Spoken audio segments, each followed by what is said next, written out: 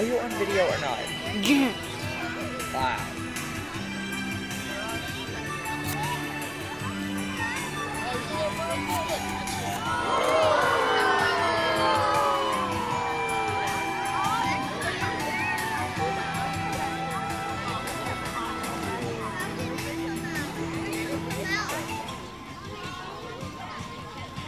Hi.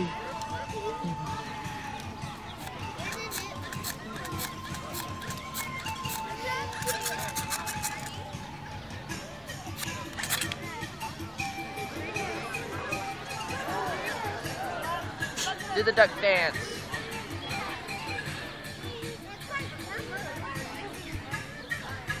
What you looking for, food?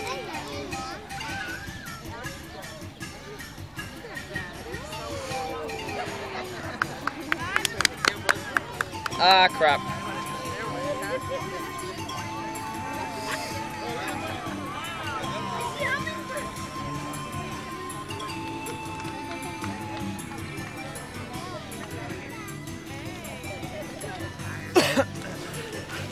Oh, my bad.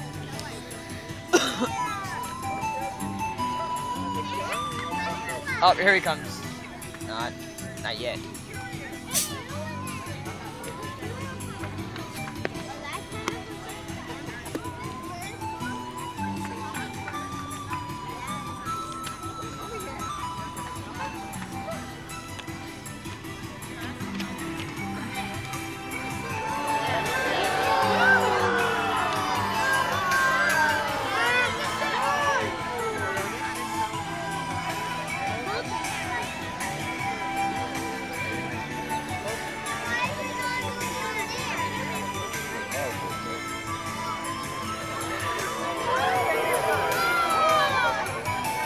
We got one stuck.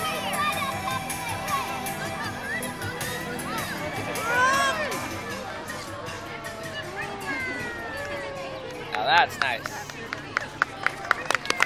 Hello again.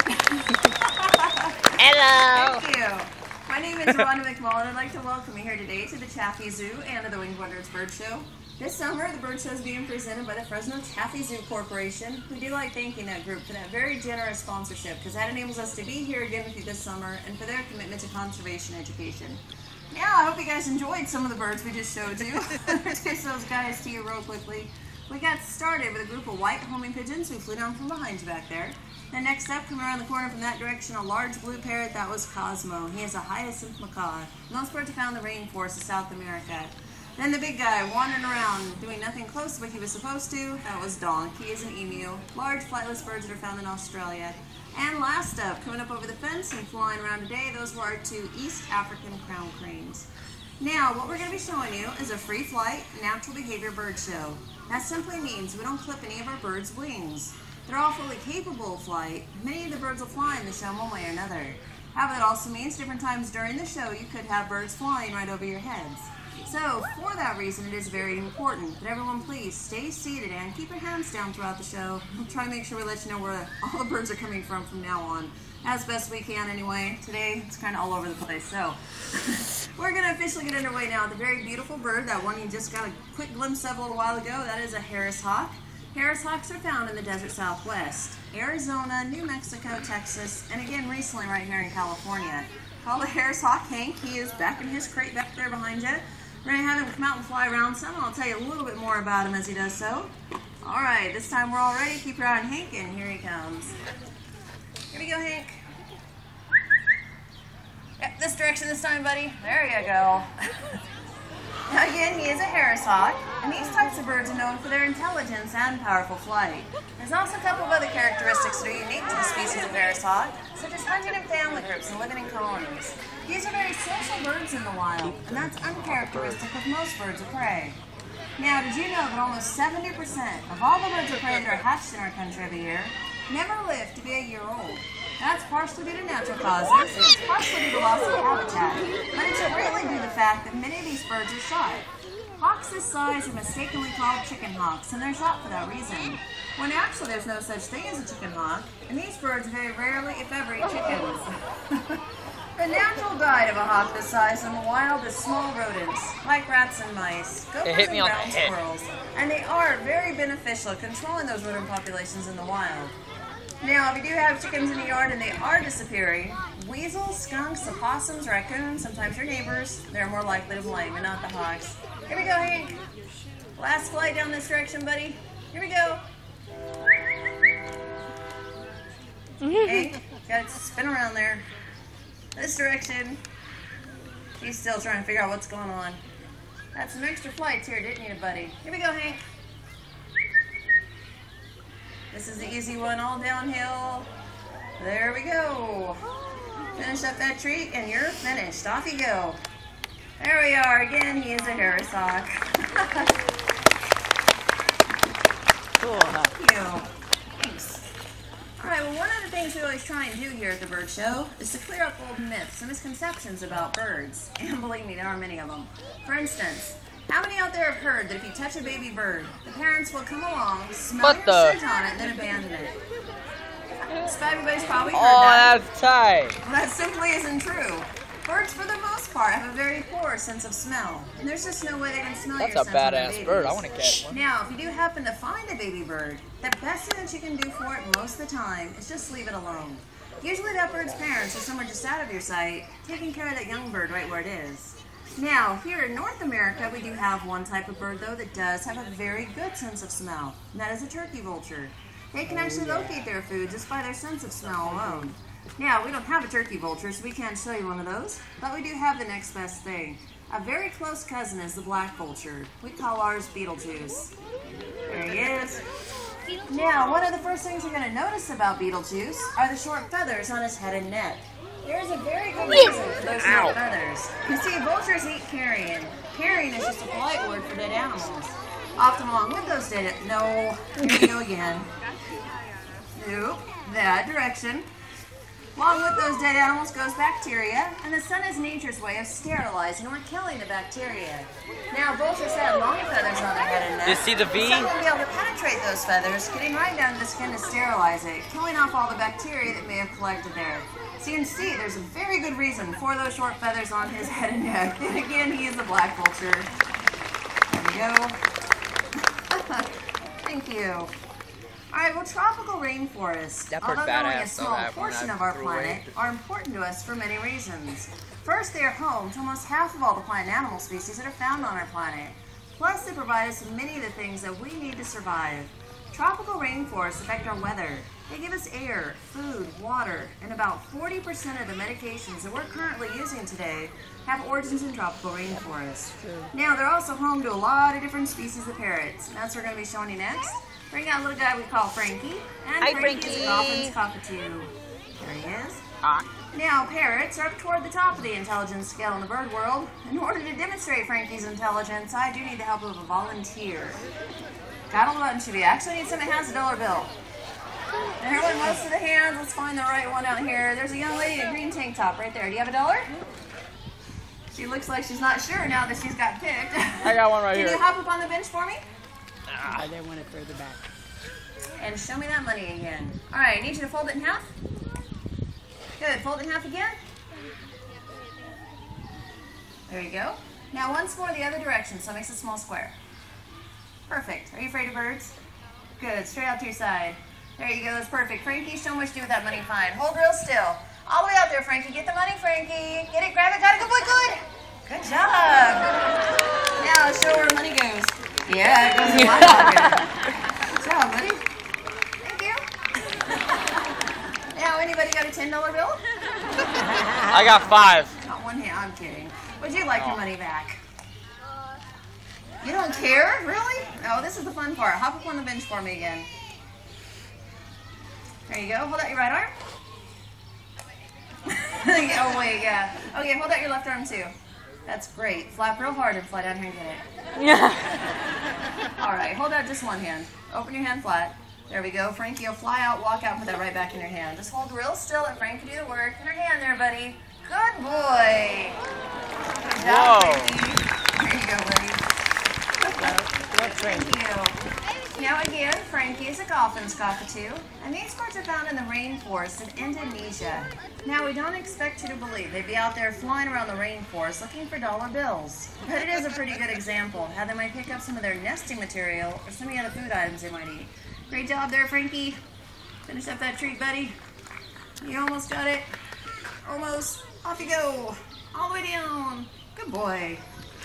All right, well, mimicry is a natural behavior for a lot of parrots in the wild. In the wild, they might learn to mimic the sounds of other birds, sometimes even other animals. They are pretty much the champions of mimicry. But in captivity, what they hear most often are human voices, and that's how we get talking parrots. We do have a couple of pretty good talking parrots to say today, and Ross Lair's coming out here to introduce you to the first one. This is Peabody. He's a yellow-naped Amazon parrot. These birds are found in Mexico and way down into Central America. Hi, Peeps. Want to try something different? Whoop! Nope. He's not going to let me pick him up. Peabody, you got to work for me up here. You ready? Nope. Give this a shot. Come here, buddy. All right, that's better. We start out by having Peabody tell everybody hi. Hi! There we go. We do have another yellow name. Her name is Gabby. We'll see if Peabody will call her out for us. Can her come out? Call her out. Hi! Call her out. There you go. Good boy. Very nice. And it worked. There she is now. All right, Peabody, what do you say to Gabby? Hi! Very nice. Good boy. That was pretty nice. And Gabby, what do you say to Peabody? Hello. Good girl. Both these birds grew up on a farm. They do have some barnyard sounds that they like to do. We'll see if they'll do some of those for you today. We're going to start with Gabby's chicken. Very good chicken.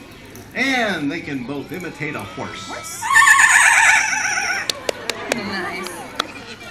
Now, on farms, you'll often find cats as well. Peabody, can you call the cat? Call the cat. Call the cat. Kitty, kitty. Try it one more time. Call the cat. That's better. Good boy. Worked that time. What do you, Gabby? Did that work? It did. It did. Oh, you know it. That's a great one. Huh? It's your turn. It's your turn. Isn't it? No. Doesn't Gabby sing now? Well, Gabby does sing a little bit of a song. You ready for this? Can you sing your song? Very nice. There you go. Very nice song, Gabbers. Peabody, what'd you think?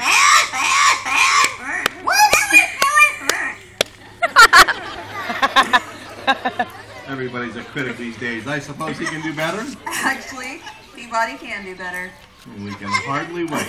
I don't know if I can either. Here we go, Peeps. Peabody sings, whoops, gotta clear his throat. I forgot. Clear your throat. That's one more time. That's a good boy. All right, Peabody, let's hear your song. He sings a short but interesting version of I Left My Heart in San Francisco. Here we go. I left my heart.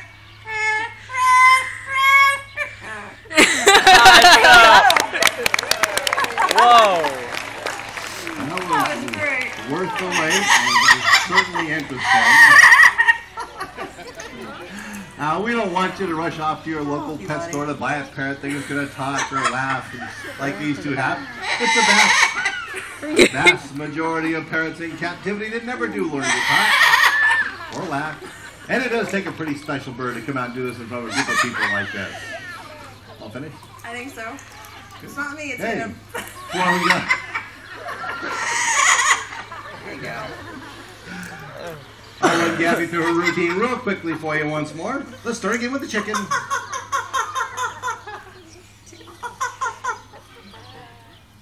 Is that all? Okay, that's it. How about your horse? Lizard. Very nice. Finish that treat. Let's try the putty cat. And a girl. And a little bit more of your song. There we are. And with that, we will say goodbye to Gabby. Bye, Gabby. Thank you. Well, before Peabody goes, he does like to tell everybody goodbye. You ready, Peabody? Here we go. Say bye. Bye. Good. Bye. Good boy. Bye. Good job. Bye. There you go, buddy. Bye. Okay, how many are you going to say? We're saying goodbye to each other. Bye. Out here. Bye. Good. Bye. Go for it, Take a while Peeps. with that. Bye. Keep going, buddy. Bye. A few more. Bye. Couple more. Bye. One more. Bye. Give a kiss. Good job.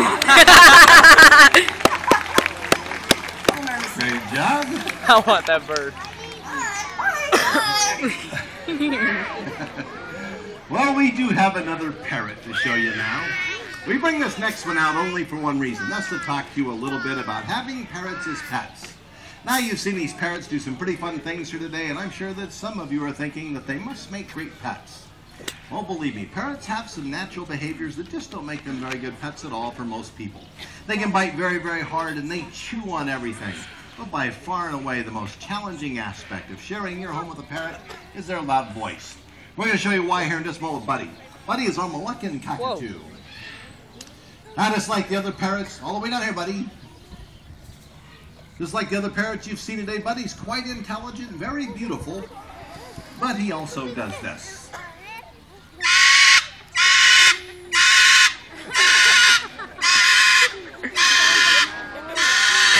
Pretty fun stuff, huh?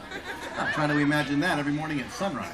I'll pass. Well, when you're sitting down for a nice quiet evening meal, that's typically when they scream, sunrise and sunset. Once they get started, it's difficult, if not impossible, to get them to stop. Now, screaming is the main reason why thousands and thousands of people every year try to donate their pet parrots to zoos. Well, most zoos don't accept parrots as donations anymore. It can be very challenging finding them a new home. They'll think real hard before rushing out getting a parrot as a pet. Buddy, as usual, that was a great job. You were all finished, and off you go. He's our Moluccan cockatoo. Down the hatch there, Buddy.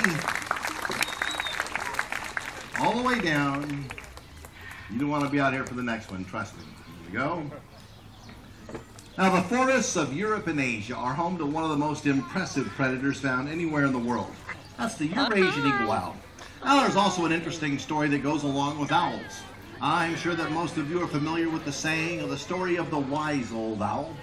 Well, through our training of these birds, we found that they're quite probably the least wise or least intelligent of all the different birds that we work with. What they lack in intelligence, they more than make up for with some tremendous hunting abilities. Owls have certain capabilities that far surpass those of other types of birds. Now, one of these is their ability of silent flight. Owls have uniquely softened edges on their feathers that sort of filter the air as they fly, and that makes an owl in flight almost completely silent. Now, before we demonstrate that silent flight for you today, we are going to give somebody out there the opportunity of a lifetime for an incredible photograph of this owl. So I do need the help of another volunteer. This time I need an adult with a camera. Also have to be pretty brave. Let me find just the right one here. You want to try this right there in the middle? With the sunglasses? Grab your camera, come on down here. This will be really fun for us. Hi. Thanks, Rhonda. Step right out the door, right down here. What's your name? Brandy. Have a seat right here, Brandy. Facing the audience, right over here. Have your camera turned on already? Have a seat right there on the cushion. There we go. Make sure your camera's on. We'll explain a little bit further as we go along. Okay, we're going to demonstrate that silent flight for you now with Einstein. Einstein is our Eurasian eagle owl. We're going to have him fly up over your heads. Again, we ask that you keep your hands down. Listen to how silently he does fly. Justin! What the? Wow. Completely silent anyway. Now, the other two attributes that these birds have that make them such efficient hunters: night vision, better than perhaps any other creature in the world, and an incredible sense of hearing. Now, some types of owls can hear a mouse squeak or a grasshopper fly from up to a quarter of a mile away. They have a tremendous sense of hearing. Okay, Brandy, it's your turn. Does your camera take the picture as soon as you push the button, or does it have a little delay on it? Slight delay. Einstein's going to fly 4 years right there. He's going to land on that purse that just got placed above your head. Okay, about when he's over that last row of benches, about when you want to push the button. You ready? Okay, just remember that best shot's always just before impact here, Brandy. I mean before he lands. Go! You got it? Good, you're about to get it again. You're sitting under the wrong end of the bird now. I tell you, if you trust me with your camera, if you want to stand up next to him and get a nice close-up of the two of you together, he's right there. You can get really close there. Everybody's looking this way. What a ham. There we go. Nice souvenir to take home with you. Big round of applause for Brandy. Still hardly a flinch. Again, Einstein is a Eurasian eagle owl. These are the largest and the most powerful of all the different species of owl in the world. Now, an owl his size is capable of eating over 3,000 mice every year. Now, that is really important. If Better you were not to put take your two rats near one. mice, a male and a female, put them in a field with all the food and water that they needed, and no predators had him or now, dogs Sam. can kill their population, within a year's time, you could have as many as 1 million mice in that field. So you can see how important it is to have hawks and owls and other predators controlling rodent populations. Oh, it's so everywhere. cute! Rats, you guys are pretty good. I Lydia, didn't mention rats, they eat a lot of ew. rats too. They eat rats, gophers, all those types of animals. In fact, I think it's pretty safe to say that since we've had Einstein here at the bird show, that rat problem we had here, that's all behind us now. He really does a just great saw job two. out Let there. them go. He's our Eurasian eagle owl. Thanks, Rhonda. Thank you. He's trying to fly. Einstein drags her off the stage. Well, now we're going to go to one of the newer birds in our show. This next one is another East African crown crane, just like the two you saw fly in our pre-show. We call her Sparky. We're trying something a little bit new with Sparky this year, at the same time giving another member of the audience a very up-close and personal encounter with a very large and beautiful bird. So I do need help with one more volunteer, get somebody that's really brave, so they get to feed this one right out of their hands if they choose to. Oh, right here. Let me find just the right one here. This young lady right there with the purple, does she want to try this? She has to do this all by herself, though. Come all the way right over the rope, right down here with me. There we go. What's your name? Kaylin, come way with me, Kaylin. All the way over here. Sparky's gonna be popping up over the top of the fence here in just a minute, Kaylin. If she sees us out there, she won't do what she's supposed to. Okay, Kaylin, I didn't mention that Sparky kind of pinches a little bit when she eats out of your hand. So you have a choice. You can feed out of your hands, you can feed out of this cup. Good choice. Hold that cup with both hands. Just like that. We get you all loaded up there. You don't spill any of those, okay, Kaylin? Now again, Sparky's an East African crown crane. These birds get their names from that golden crown of feathers on their head. And that crown of feathers is very important to these birds. They do spend most of their day on the ground foraging for their food in the grasslands of Africa. And that crown of feathers aids in camouflaging them as they do that. Okay, she's going to give everybody a nice close look at her, Kaylin. It'll be your turn, okay? Don't step on the nice people this time, Sparky. There we go. Ah. Okay, Kaylin, come right out here with me. Got me. Stand right over here. Okay, Sparky's going to fly down. Oh, hold that with both hands. Just like that. Sparky's going to fly down here straight out. It's going to look like she's going to crash right into us, even though she hardly ever does. Hardly ever. You just hold really still. Hold that with both hands. Wrap your fingers all the way around it. Just like this. Hold it right. Let go of this one. Let go of that one a little bit. There we go. Hold it right there. Just like that. Wrap your fingers around there. Hold on really tight. Way down here. Just like that. Okay, you ready? Here she comes. Hold still. Very good, Kaylin. Never been that close to a bird outside before? Those kind of tickle in your nose, don't they? You're doing a great job. Tell me, how long have you been a bird trainer anyway? Look over there, Mom, and smile really big, Kaylin. There we go. Was that fun? You didn't have any warning there at all, did you? That was a fantastic job. How old are you, Kaylin? 3 years old. High five way up here. Kaylin, you come and see me in about 15 years. We have a job waiting for you right here at the bird show, okay? Good deal. We'll see you in 15 years. But you have to wait a little while. Okay? See you later, Kaylin. You're like, aww. Well, before we go on to the next couple of birds, there are some quick introductions I'd like to make. Obviously, there's a lot of work that goes into doing this show, and today there's 3 very hardworking people back there doing all the running around and really making the bird show happen like it does. You've already met Rhonda McMullen, also behind the backdrop are Greg Bash and Chris Sharp. Big round of applause for all of them. What the? Their hands are sticking out. Do they do that anyway? And that bird that you saw several times earlier in the show, she didn't get a formal introduction. That was our environmentally conscious African white-necked raven. We call her Isabella, or Izzy for short. She's demonstrating one of the simplest things that we can all do to help keep our environment clean and save wildlife, picking up litter and putting it where it belongs. Good girl, Iz. Thank you. I like that bird. And directly following the show, you'll have the opportunity to meet Izzy's brother. His name is Alex. We're going to have Alex out under the shade structure over there on your left-hand side doing something rather unique. Now, for the last several years, Alex has helped us out with a very special project here at the zoo, which is collecting funds for our conservation programs. Over the last 6 years, Alex has collected almost $100,000 over there for different conservation projects around the world, and he'll be at it again today. He'll be taking paper money from you as you walk by. If you feel so inclined to donate, just hand those bills to Alex. He does all the rest. Not only are your donations greatly needed, they're greatly appreciated as well.